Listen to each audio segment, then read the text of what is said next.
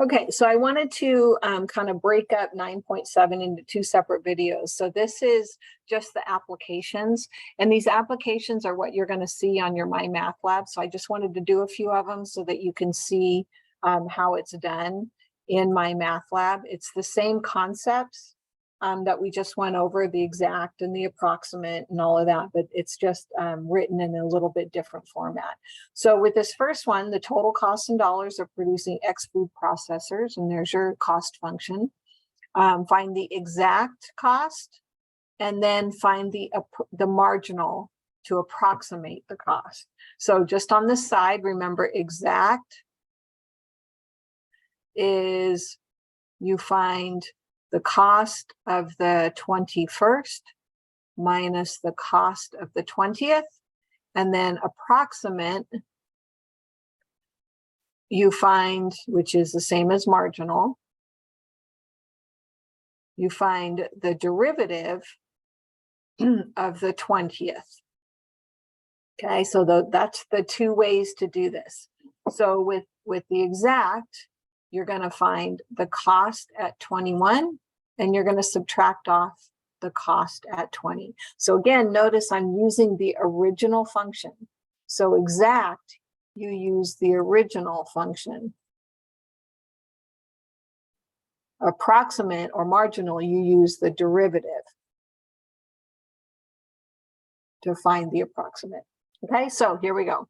So the cost at 21 is 1,700 plus 60 times 21 minus 0.5 times 21 squared. And I'm just going to calculate that.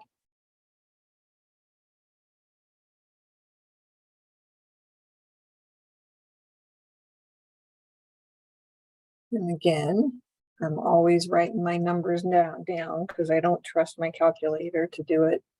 Calculators don't know how to do order of operation. They just know how to do what the operator says. So I want to make sure.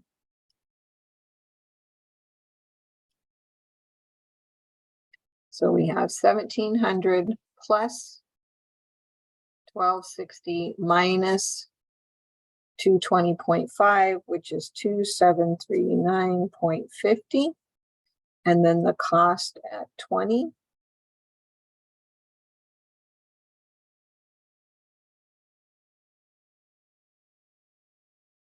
So 1,700 plus 1,200, and then 20 squared times 0.5 is 200.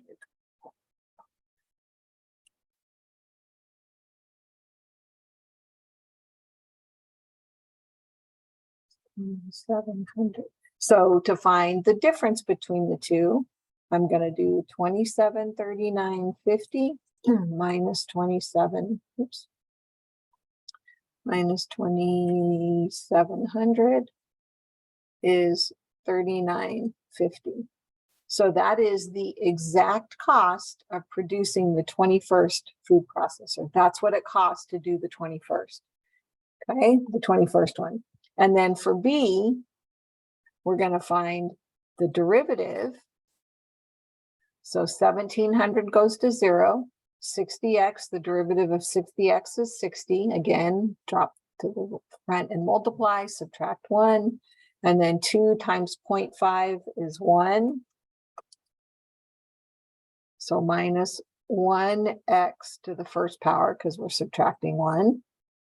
So to find the marginal to approximate, we're going to take the derivative at 20. So 60 minus 20 equals 40. So pretty close. Approximately $40 per, exactly $39.50 per. So we're real close.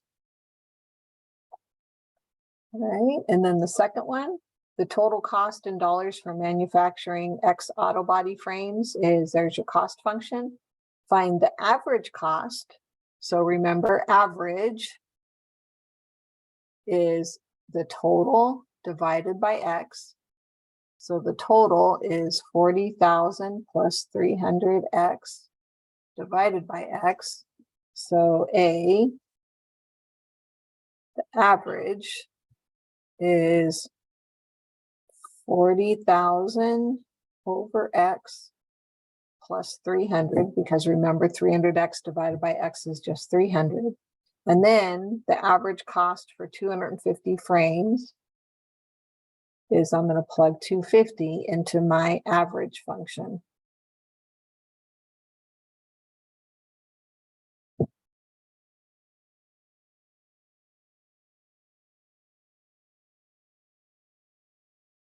So the average of producing 250 frames is $460 per frame. Okay, and then B is the marginal average. So I'm going to take the average and find the derivative of it. So this is where you have to rewrite this. All right, over here. So the average is 40,000 X to the -1 plus 300. So to push that X to the top, you have to change the exponent sign. So to find the marginal average, I'm going to drop that -1 to the front and multiply. And then subtract 1. So I get X to the -2. And then my 300 is a constant, so it drops to 0. And then to find the marginal average of 250 units, I'm going to take the marginal average of 250.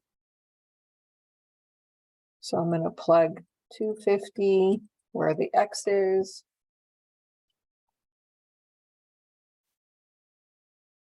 And I get 0.64. So again, what that means is it's the average cost of 250 frames is increasing by 64 cents. So as a business owner, that's bad because my costs are increasing. Okay, so the average cost per frame is increasing by 64 cents.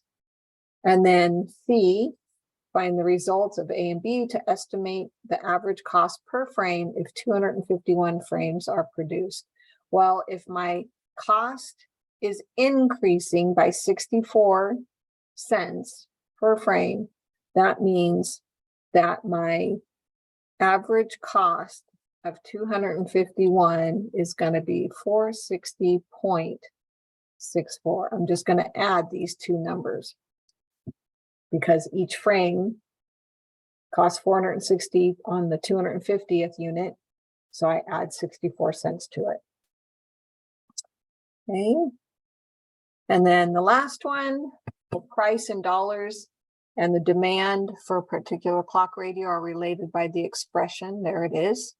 Express the price P in terms of the demand and find the domain of this function. So remember, domain is determined by if it's a polynomial, it's all reals. If it's a fraction, you can't have 0 in the bottom. So if we're expressing the price in terms of the demand, what we're doing, what this is saying, so A is saying solve for P. You're expressing the price in terms of the demand X. So for A, you're going to take this function and you're going to solve it for P. So that means I'm going to subtract the 3,000. So I get X minus 3,000 equals -10P. And then I'm going to divide both sides by -10.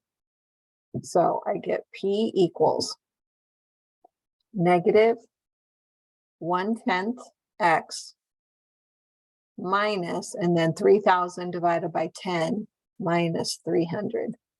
So where did the 1/10 come from? So when you have X over -10, that's the same as 1X over -10, which is the same as -1/10 X. So that's why I got the -1/10. Okay, so there's your price. Find the revenue.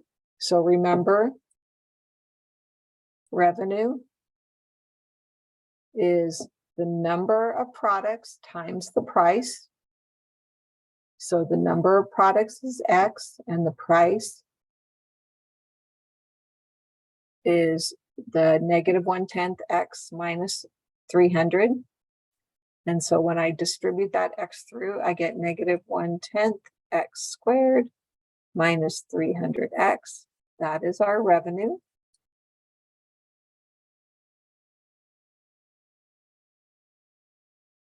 And the domain, so the domain, there's no fraction, right? There's nothing in the denominator. The 1/10 is just a number. This 1/10 can be written like that also, if you like that better.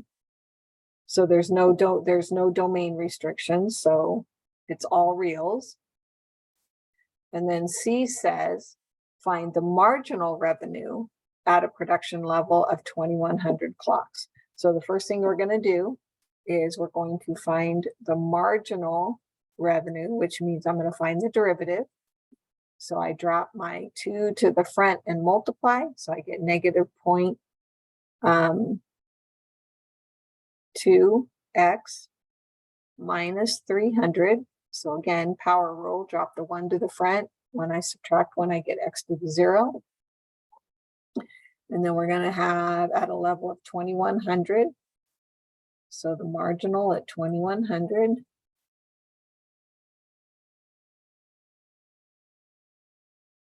So again, marginal just means derivative. So negative 0.2 times 2100 minus 300. So it's a negative 720.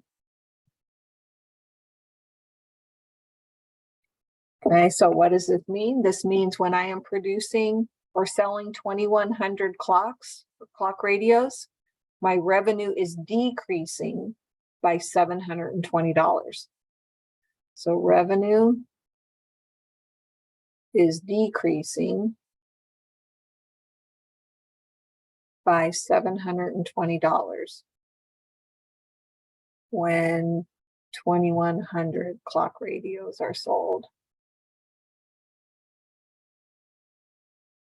So that's how much the revenue is changing. It's dropping by $720.